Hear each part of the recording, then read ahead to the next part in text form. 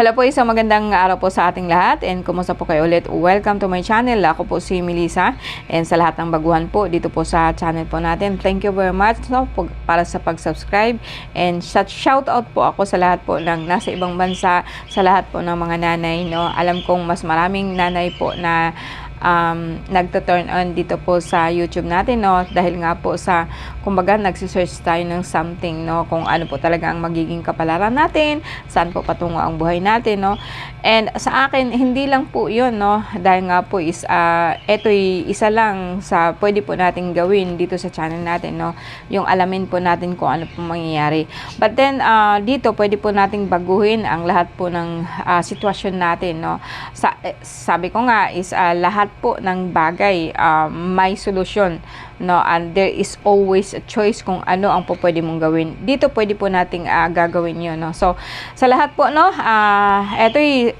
remind ko lang din po sa inyo na ang reading na to is non-selective, so ibig sabihin is like general card reading, but i-fix ko lang po siya sa mga tao po na kung saan isinilang mula noong February 19 hanggang sa March 20 sa lahat po ng Pisces. Pisces is water, ito po yung isa ito sa tatlong water sign po natin, Cancer, Pisces at saka Scorpio, tatlo po yan na puro lahat napakalakas po pagdating sa intuition, napakalakas po, they are very yung masyado silang sensitive, pagdating po sa supernatural, and and then sa lahat po ng water element, ito po ang Pisces ang pinakakalma sa lahat, so kahit po galit na, kalma pa rin, anyway, so let's begin, so unahin po natin kung ano po ang sakit nyo, kung ano po ang pinaka-energy po ng reading po natin, doon po tayo magfo-focus, clarify po natin sa pamamagitan po ng White Rider Tarot Deck, and sundan po natin ng tinatawag po nating Lenormand. Ang susunod po is yung finale po natin, let's get an advice or kukuha tayo ng advice mula po sa animal spirit, let's begin. Find your career. September 19, February 19 hanggang March 20, So, amang makapangyarihan sa lahat, thank you very much sa lahat po ng blessing na binigay mo sa amin. Naway basbasan mo ang aking kaisipan, basbasan mo rin po ang aking kamay, and sa lahat ng mga katagang bibitawan ko, nawa ito'y manggagaling sa iyo, and sa pamamagitan din po ng mahal na ina, nawa po kaming mga humihiling at nanghihinuklog sa iyo, sana po ipagbigyan mo ang lahat po ng aming hiling, sa ngalan po ng anak mo na si Jesus, Amen Jesus, Amen Jesus, Yeshua, Yamashia, Yadhei Babhei. Okay, Pisces, February 19 hanggang March. Okay,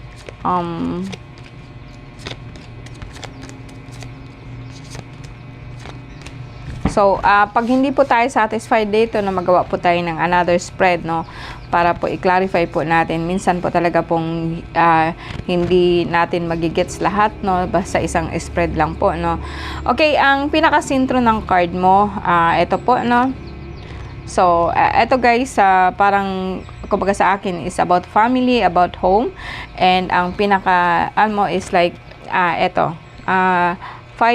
five of vessel, kung saan po chaos, masakit po ang tuhod.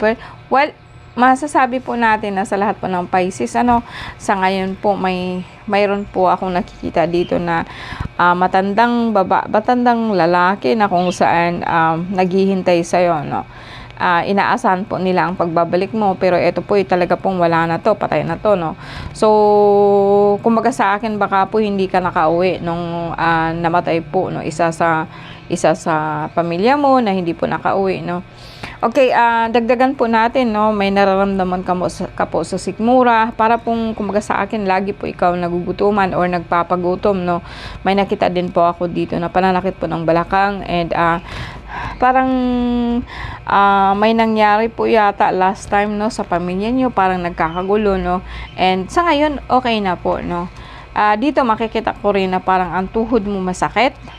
Masakit, no? Parang iniinda mo pa yung parang dito sa may talampakan, no? And hanggang sa hanggang sa dyan kung saan parang masakit po siya pag iapak. Okay, sundan natin, no? Hindi masyadong clear. Okay, dito tingnan natin kung ilang to, no? Wala akong nakita. Guys, etong no, kaya pala hindi siya nag-pop up sa akin. Wala po itong major arcana, no? Lahat po siya minor arcana. So ibig sabihin po, very easy to handle kapag kayang-kaya pong baguhin, no? So anuhin natin, no? Ulitin po natin. Okay, Pisces, February 19 hanggang March 20. The Hooded Man. So, the Stag. Okay, ngayon may lumabas na po, no? Dalawang okay. Dalawang major arcana, no? Tatlo po, no? Ang isa po is the Hooded Man or the Hermit, no? Tinatawag po dito is the Hermit, no? Pangalawa po is yung the Stag. Kumaga sa akin, ikaw, kinakaya mo, no? May nakita din po ako dito na pananakit po dito sa etong parang dito sa may balikat ng masakit po siya. Well, anyway, hindi po naka focus po ang card po kay Pisces sa lahat po ng sakit, no? Kundi more on mas nakikita ko is mental or emotion, no? And sa ngayon kasi po parang meron pong medyo sumasakit lang po talaga ang ulo mo, pero hindi po yung dahil sa mataas ang dugo mo or may lagnat ka or something, no? Para po kasing pagod ka lagi, no? Yung pwede po ding sabihin po natin na actually the universe is acquiring you to step back and parang mag-isip ka po ng maayos mo para sa pamilya mo. Kumaga sa akin, ang pamilya mo huwag mong pababayaan, lagi mo, lalo na po ang mga bata, no? Tingnan mo sila lagi kasi po sa ngayon po kasi parang nahihirapan po sila, no? And may nakita din po ako sa work mo, kaso lang sa work mo kasi parang may nakita din po akong stagnant, parang hirap ka din po. Mayroon din tao na naghahanap ng work, or kung may work ka naman po, parang hindi ka po makaalis-alis doon kasi nga po kailangan mo magstay, no? Wala kang magagawa kasi nga ikaw po yung padre de pamilya or ikaw po yung madre, no? Ikaw po yung in short po, parang ikaw po yung breadwinner po, no? Babae man o lalaki. And kumaga sa akin, like hindi ka masaya sa sitwasyon mo sa ngayon, may work ka nga po, parang ayaw mo naman na pumasok, hirap ka lang kailangan, no? And iniisip mo rin yung mga bata, no? Sa akin po talaga pong hirap ka po, no? Iniisip mo talaga kung paano, kasi hirap ka din po bilang padre de pamilya, or parang nahihirapan ka po sa paghahanap buhay, no? So sa akin, wala po ako nakikita ditong planong magnegosyo. Parang sa akin din, sa akin guys, kung isa ka pong lalaki, no, iwasan mo din po ang sobrang bisyo, or makikita ko kasi dito na puro party, gano'n, no? Parang bisyo ang inaatupag mo, and hindi mo na po na, parang kumaga sa akin, tig-neglect ko mo po ang mga anak mo, no? Pinapabayaan mo po, lalo na sa mga tao po na nasa malayong lugar at ang pamilya nila nasa malayo, no? Kung minsan humihiyaw talaga po sila kasi nagugutom sila, no? Kumbaga sa akin, kulang po, no? Kulang o sapat po, hindi sapat, no? Kaya po ikaw, kung minsan dahil po sa hiyaw po ng mga bata, no, or sa kumbaga sa akin more on may nakikita po ako na parang sumasakit lagi po yung sikmura mo, masakit lagi po ang ulo, no? Ang ulo mo, no? Okay, let's clarify po dito sa tingnan natin kung ano po ang balak mo, kung may balak po ba ikaw, no? Sa akin parang feel Pisces talaga pong parang sa ngayon stuck po kayo, stagnant po, no? Parang hindi gumagalaw po ng todo ang ito lang kasi ang ng Pisces, no? Dahil nga po sa emosyon, no? Parang ayaw po nilang mag-move kung saan po sila nakalagay, no? Kahit po hindi na maganda yung sitwasyon nila, no?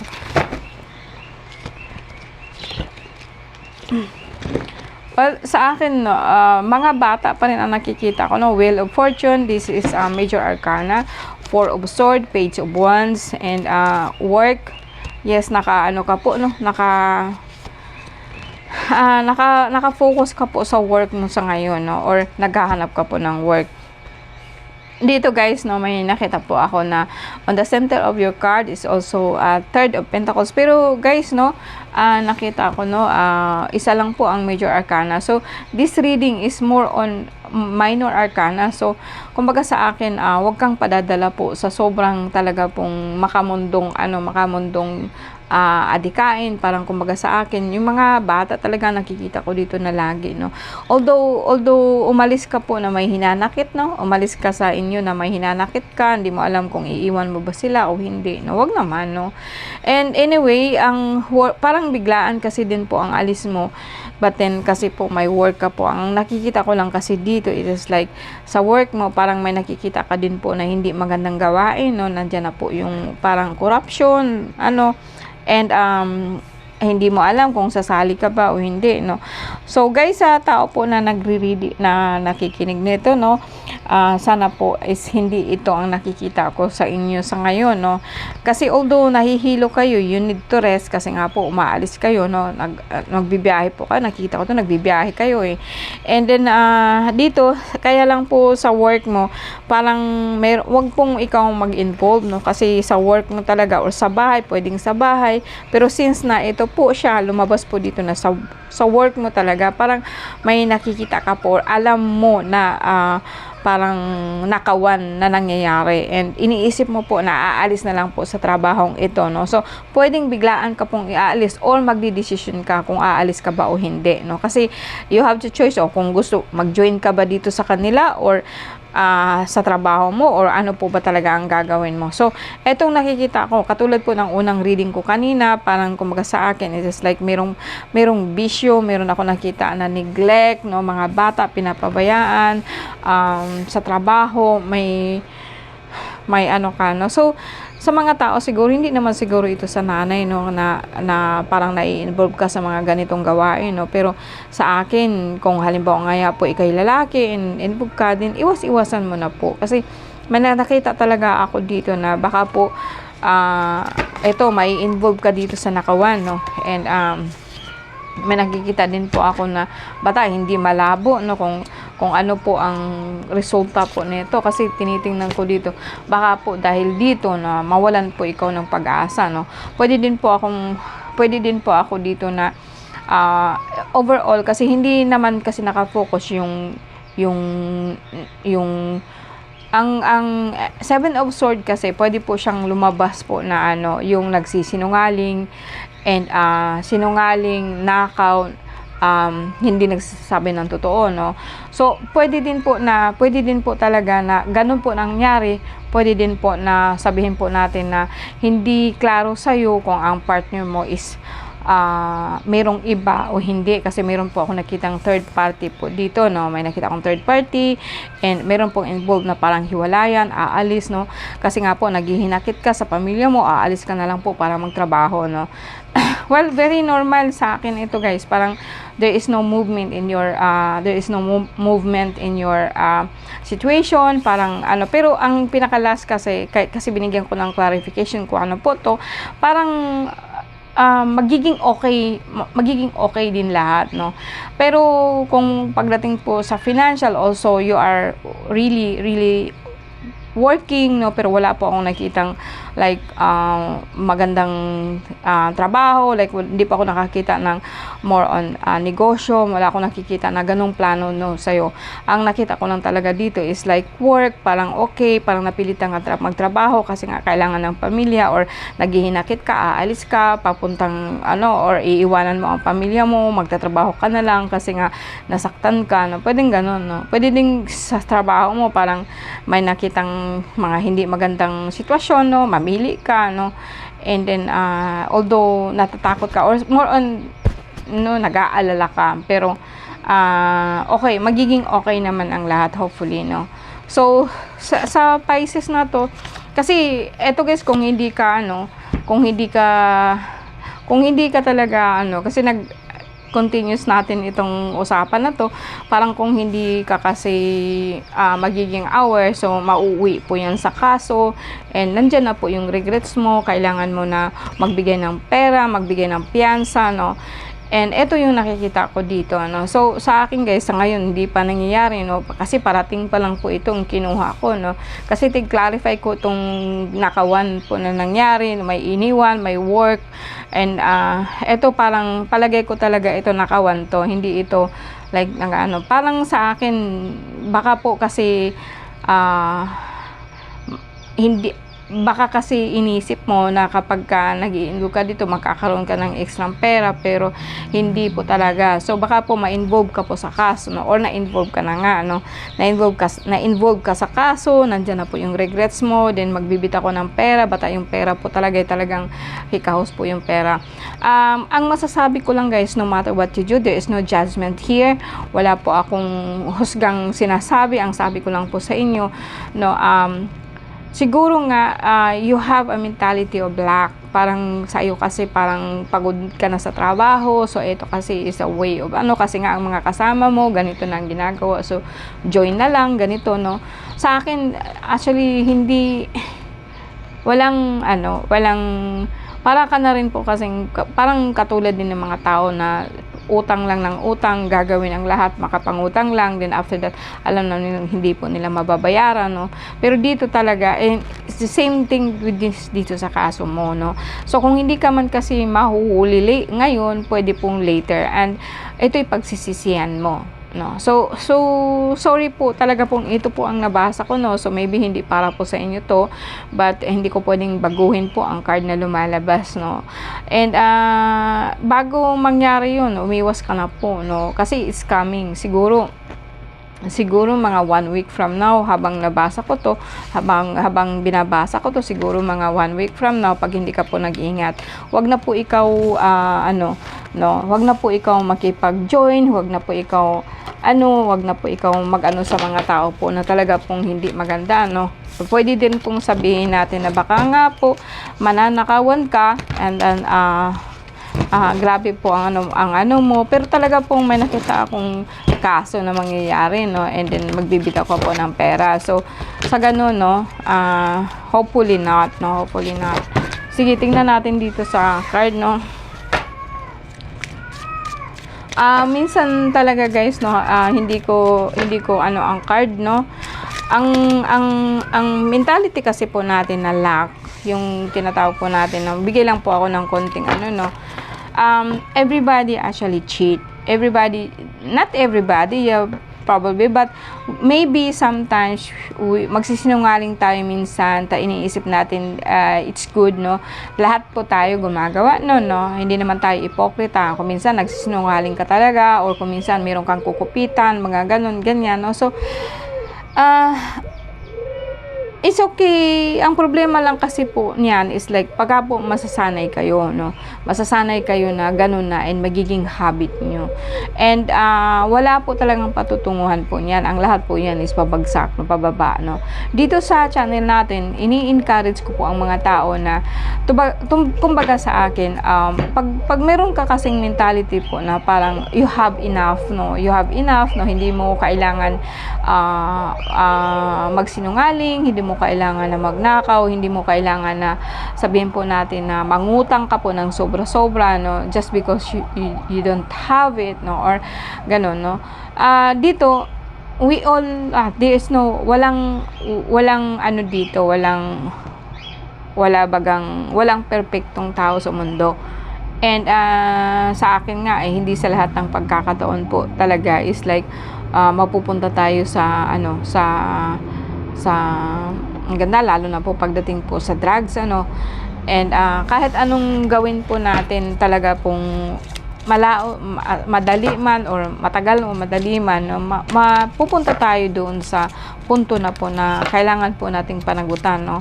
So sa akin, warning lang po sa inyo guys, no, if this is not kung hindi po ito nagre-resonate sa inyo, so I'm so sorry po, no. Anyway, ikaw lang naman po ang nanonood sa video to, no. So sa lahat lang po ito ng mga Pisces, no. If not, I'm so sorry. So wala po akong magagawa. Yun po ang nakikita ko sa card mo. Tingnan natin dito sa Lenormand. Ito kasi parang ang ayaw ko lang kasi nito is parang meron kasing opportunity na parang mag-aano sa'yo, no? Halimbawa nga, magsisinungaling sa'yo, mag-aano sa'yo, and then, ito talaga, pwede ka pong maghihirap or pwede ka pong magsasuffer po dahil dito sa decision mo. And then, you have to think over kasi, either way, kung nangyari na ito sa'yo, and then, yun na nga, parang sabihin po natin na ganun, no, mayroon po ako nakikita talagang mag-e-end. And then, may nakikita din po ako, just in case po na may sakit kayo, no, makita ako sa puso mo talaga, like, parang, kumbaga sa akin, is just your heart is your problem, parang naghihirap ka po about sa heart. And ito, parang, kumbaga sa akin, yung sakit sa puso mo, kung sa card ko is like permanent na po siya, yung hindi na po siya baguhin. But I don't believe in that, no? I don't believe in any certainty. Lahat po pwedeng baguhin, lahat po nagbabago, no? So, sa akin, dito, ito kasing mag-asawa na to, parang meron ako nakitang mag-asawa sa'yo na parang may i-offer sa'yo, no? Umiwas ka nun, or rather sabihin po natin na wag kang makinig dito kasi itong lalaki na to masyado po itong tuso, hindi niya lahat sinasabi sa'yo, no? And pangalawa, when tingnan po natin sa inner, sa pinaka-ano mo, is like, your heart talaga po is looking for money, looking for something big, something like abundance, kasi magkatabi po ang heart at saka ang bouquet, no? So, ang bouquet is about swerte, ganito, ganyan, eh. Sa ngayon po kasi parang hirap ka po, no? You're suffering something, no, about ngayon sa heart mo. Parang, kumbaga sa akin, may involved din talaga po na heartbreak, parang mayroong third party, gano'n, no. And, ngayon, hirap ka. But then, ang iniisip mo lang po naman kasi is magiging okay ka, magiging stable ka. So, kung titingnan ko yung card mo, actually, in the past, or rather right now, is like you are suffering from something like na may nagbago sa'yo, may natapos na sa'yo, may tinapos mo na, kung ito ba'y ugnayan pong puso, no? And you are still hoping in the future na magiging okay ka, kasi ang bukay kasi future pa siya parating. And ito naman kasing outside forces na sinabi ko na dalawang mag-asawa po sila na they're offering you something and mamili ka po, no? Or you are making a choice kasi sa tatlo na yan, meron po isang crossroad. So, ang crossroad is like, dito ba ako? Kaliwa ba ako? Kanan ba ako, no? But then, in the middle of this road, you have to think of something. Kung talaga po bang pupunta kung didiretso ka, ano po mangyari, kung kakaliwa ka, kung kakanan ka, or kung ano, or I'd rather na stay na, kung ano man po ang problema mo, kailangan mo kasing magmumuni-muni. You have to meditate po talaga na i-shut mo muna yung lahat ng conscious mo, kung ano mo, and then steady mo siya. Then parang nasa gitna ka po ng road and think about it, or not even think about it, para po makapasok po yung idea mo kung ano pong gagawin. Kuminsan kasi guys, dahil kaya po tayo parang hirap na hirap kasi po, hindi niyo kasi binibigyan po ng pagkakataon ang mind niyo na makapag-rest. Kaya ang mind po natin punong-puno na po yan. Lalo na po pag punong-puno ka na ng problema na hindi mo na alam kung anong gagawin mo, kung saan ka pupunta, no? Sa ngayon, makita ninyo talaga pong grabe na po yung parang ang matangang, parang sobrang desperado na po. So, kahit nga po doon sa ibang bansa, agawan po ng trabaho, kung may trabaho ka lang po, papatanggal ka, ganun, or something like, orasyonan lang, gagamitan ka lang po ng lakas ng puwersa, ng orasyon, din after that, di mo alam, magkaroon ka ng kadami-daming problema. No, and guys, sa lahat po ng Pisces, kasi ang asawa ko talaga is Pisces din po, no. So alam kong kuminsan po talaga pong, kumbaga, nandyan na po yung po, siguro nga nagsiselos siya. Anyway, sorry, nasabi ko yan, no. Eto nga yung no, parang ganun, parang may parang nangnano, pero sa akin, kung ito ay Pisces, yung asawa ko, no, never man po, no, wala pong nangyaring ngayang gano'n na pero yun nga po, may problema po kami nung nakaraan about po dun sa kasama po namin na kuminsan hindi, meron din po kaming patay, no, so gano'n, no.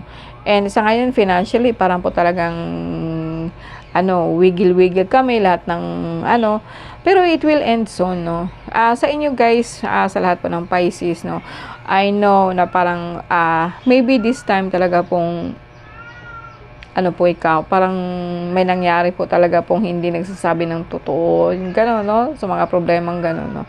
So, sa akin, Pisces, sa lahat pang Pisces, go, no. Hindi naman, as I said, lahat po ng bagay, sa lahat, hindi po yan, hindi po katapusan, walang pangyayari or walang ano dito sa mundo natin. There is always a change no matter what, no, kahit ano. Diyos lang po talaga po ang hindi nagbabago, no. And tayo everything this here is changing, no. So sa akin, pwede mo siyang baguhin or i-ano mo na lang po siya kung ano po ang pwede mong step po na gagawin, no. Thank you guys, no. Maraming salamat po. Tignan natin, no. Elephant, greatness, no. Love is your strength, leadership is your path, your wisdom inspire everyone you meet, you can overcome any problem, you will naturally and easily achieve success, no. So sa akin, hindi ko kayo bubulahin, no. Ang nangyayari sa inyo is not really na totally involved. Pwedeng involved kayo or pwedeng hindi, pero sa akin, hindi ibig sabihin nun na talaga pong kailangan mong mag-stick sa isang sitwasyon na hindi maganda. You can always change that, no. And sa akin, kahit sabihin po natin na ano ka, kasi nga ang iniisip mo kasi is magiging okay ka, yung parang masyado ka po ngayon, kumbaga sa akin, masyado pa ikaw maawain, gusto mo sanang tumulong sa mga tao, and then you are really thinking po na magkaroon ka po ikaw ng sobrang daming pera para makatulong ka po sa iba.